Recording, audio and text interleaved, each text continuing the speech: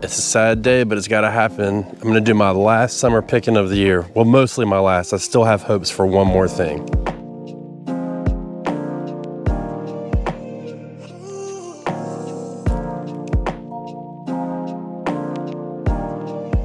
This is my peppers.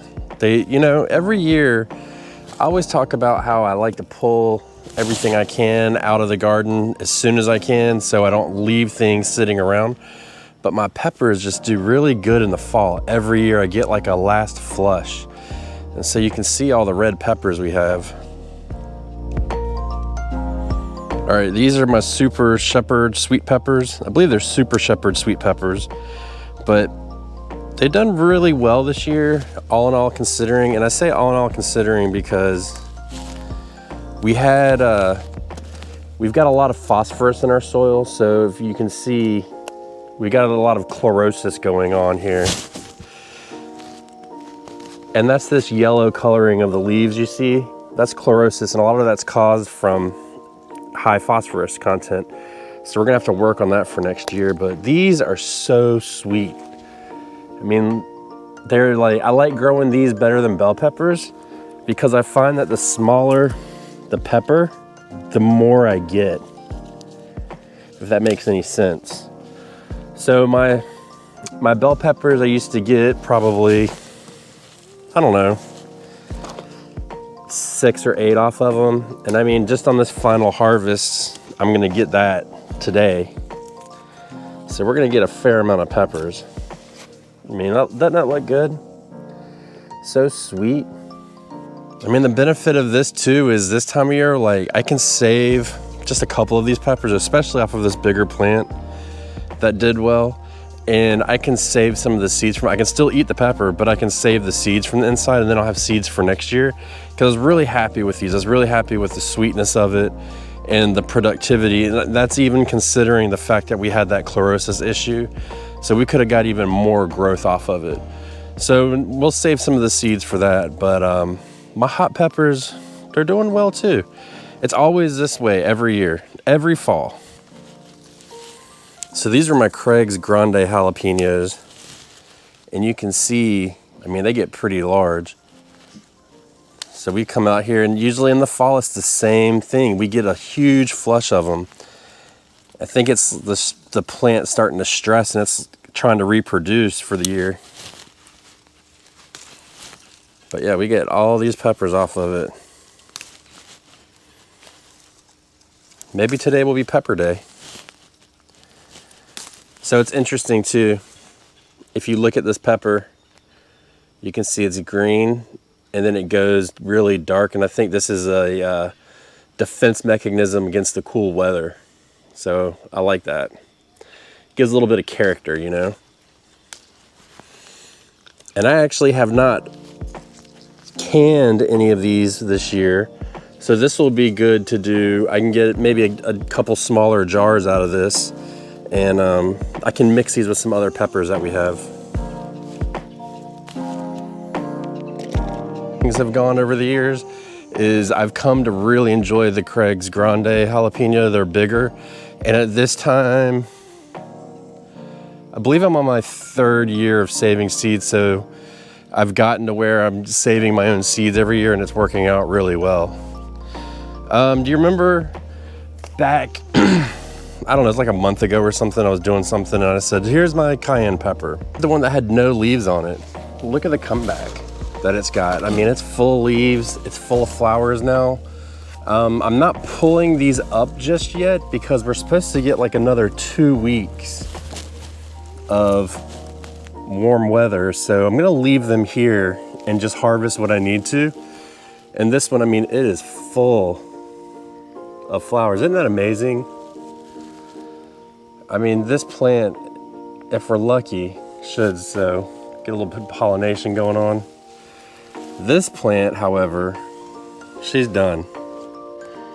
So we won't even worry about that.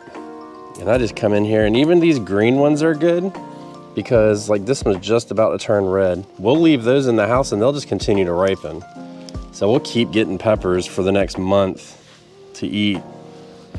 We may have to dry them, but that's okay, we'll dry them. Ooh, this one didn't do too well. Oh well. Leave that one for the raccoon, right? Got a little present for you.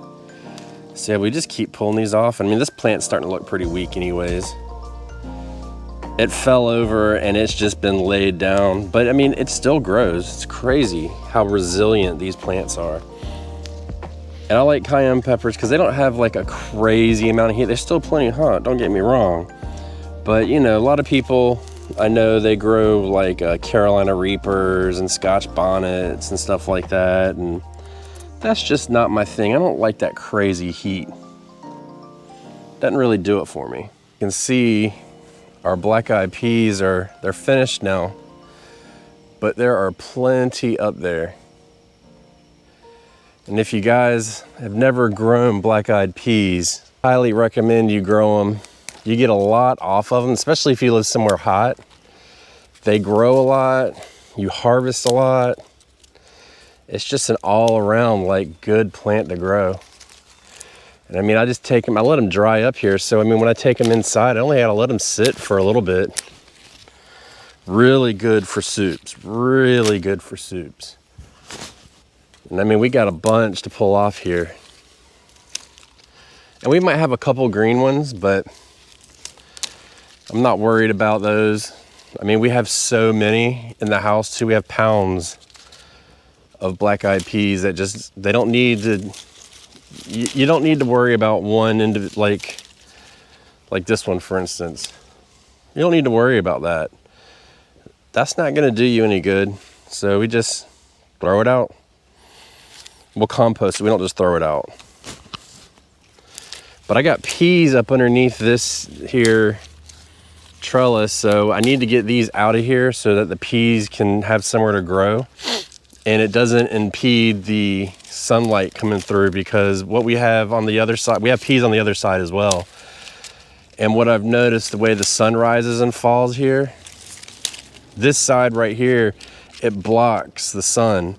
So we really want to get these out of here so we can capture as much of that sun before the cold starts to set in for the winter. Because once the winter sets in, you know, it can be hit or miss. So I want everything to have as much of a chance as it can have. And at one point we were out here with 5-gallon buckets, harvesting these and just dropping them in the bucket. Now it's good to note about black-eyed peas. I call them black-eyed peas, but they really are, they're called, I think, cow peas is what people call them. I don't know why they call them cow peas. Maybe cows like them a lot. But if you grow them, they like them really warm. Don't sow them too early, and you can just direct sow them. And they really don't start producing heavy until the heat of summer. So if you live in the South, that's really good, you know, because I mean, how the heat of summer comes pretty early. But don't rush to get them in the ground. And then, I mean, each one of these has probably 10 different beans in it, and those are all seeds that you can save for the next year. So I mean, if you did buy them, you only have to buy them once, and then you never have to buy them again. And you can even grow them off of a like grocery store, a bag that you get from the grocery store.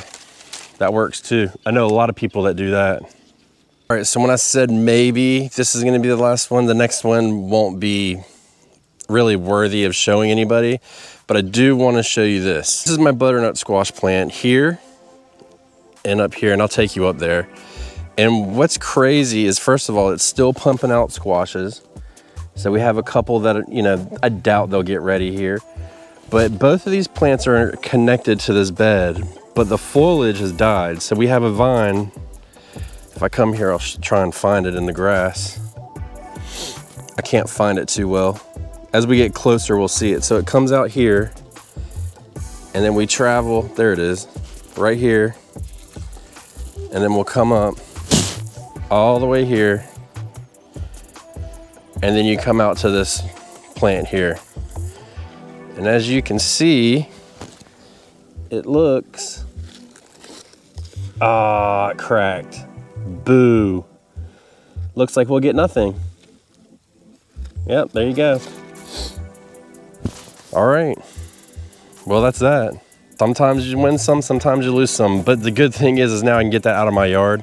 I was hoping to get it to 30 feet. So let's step this out and see if I hit 30 feet. Remember, each one of my feet is a foot. 4, 5, 6, 7, 8, 9, 20, 21, 22, 23, 24, 26. 26. But the other thing too, and this could be really big for me, is I've tried to do this year. I know that in my area you can do multiple sowings of tomatoes. And so what we did is we did a second sowing, but we did it a little bit later than we should have, which is okay for your first year trying. But Roma tomatoes are bursting with tomatoes right now. And it looks like they're starting to blush a little bit, just a little bit. So you can see in here, it may be starting to blush a little bit. It looks like it's starting to turn a little. So if we can get a couple of these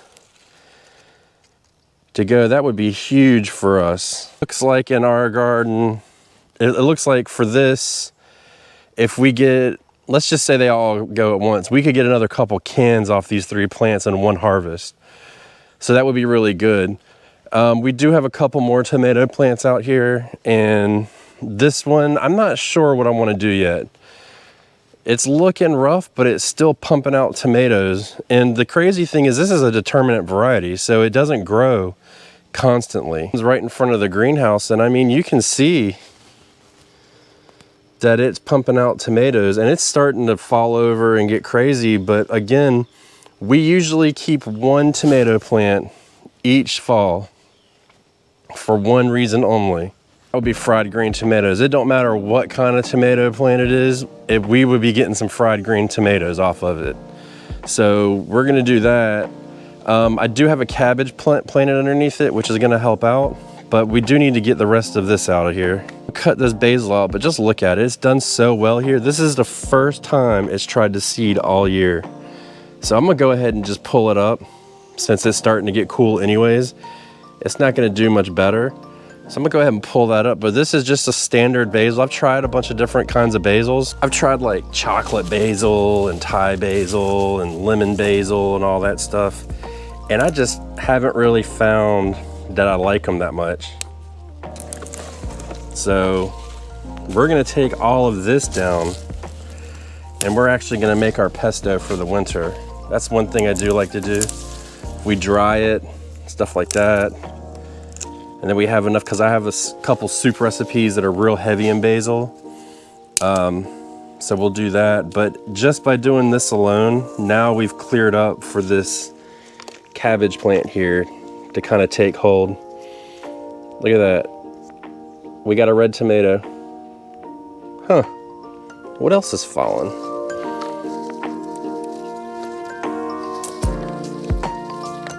Here's another pepper that the tomato has taken over, and you're gonna see more of these in a minute. I didn't even know this was here.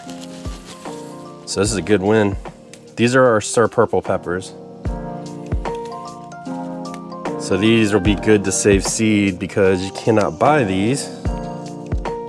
A friend of the show of the Backyard Gardens podcast and is a viewer of the channel, he actually did these seeds and he crossed them. I've talked about them before. And he gave me some seeds, so I can't buy them, so I have to save them each year. And I had 4 seeds last year, and I was able to get 2 plants, and I've got a couple peppers that I can now harvest off of and then save the seeds. That's good, and it's got a nice sweet heat and like an apple flavor to it. It's really cool. If you remember the video where I moved my container garden, and as expected, some things made it, some things didn't.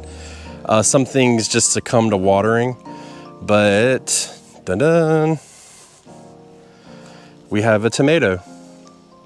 Fully vine ripened tomato towards the end of October.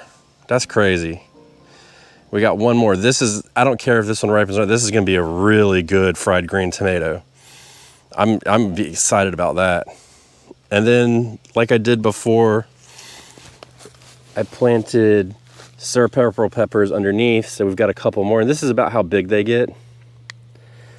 And the reason why they're called that is because they really are purple until they start to ripen good. So, ooh, here's a good one. Look at that, that nice chocolate color. I'm telling y'all, this is like nice, sweet heat. It's not overpowering at all. So I don't see any more flowers on here, so that could be it. But I'm gonna go ahead and let this one go as long as I can. I'm not in a rush to replant this pot at all, actually. I need to move it and get this whole area straightened out anyway, so I probably won't grow much in here this winter. Eggplant did not make it, unfortunately. That was a watering issue on my end. I did get one more eggplant off of it, and you can see there was one. But it's not any good. I didn't like that variety anyways. But we have another jalapeno here. This one was looking pretty weak, but I mean, we've got some jalapenos. That looks to be a cayenne pepper maybe, so I'm not overly interested in that, and they're small. Probably won't get anything off of it. It's all about your expectations for the end of summer. You know, I didn't expect to get anything crazy, but I mean, honestly, we did pretty good. I've got to come back out here and harvest some seeds throughout the garden. You know, I'm gonna save some of the marigold seeds. Might save this one too, I'm not sure. I'll see if the wife wants to eat it. You know, she always gets first choice. I've got a couple more seeds, so I would like to save some of the tomato seeds, but I haven't really found a variety other than my Roma tomatoes that I just really like. So I'm still working on my indeterminate ones. If you guys have an indeterminate tomato that you really like to grow, put it in the comments below, because I'm actively like searching for a good variety of indeterminate tomato for next year. I really want to kind of start to hone that in, especially now that I have this cattle panel trellis behind me. I really want to grow tomatoes on it next year, and I'm thinking that the indeterminate varieties are really going to be good for that. And I can, you know, I practice crop rotation, so I have 4 different areas that I can just, each year I can just rotate around. Never run out of space for them. And I think that would be a cool crop to kind of keep on the trellis at all times. And then one thing to note, because I'm gonna be cutting down my garden, what's left from summer, and composting it. The only things that I don't compost are squash, cucumbers, and tomato plants, because they usually have a lot of disease in my area. So I don't do anything about that. But I mean, overall, all that, everything else, like the beans and stuff, they're all gonna go in there, and they're just gonna compost down and add good to the soil. But look here. Let's see what we got for this year. I'd say not too bad for a fall, you know, all fall harvest, or all summer harvest and fall. Look at me getting all confused. Yeah, I won't complain about that.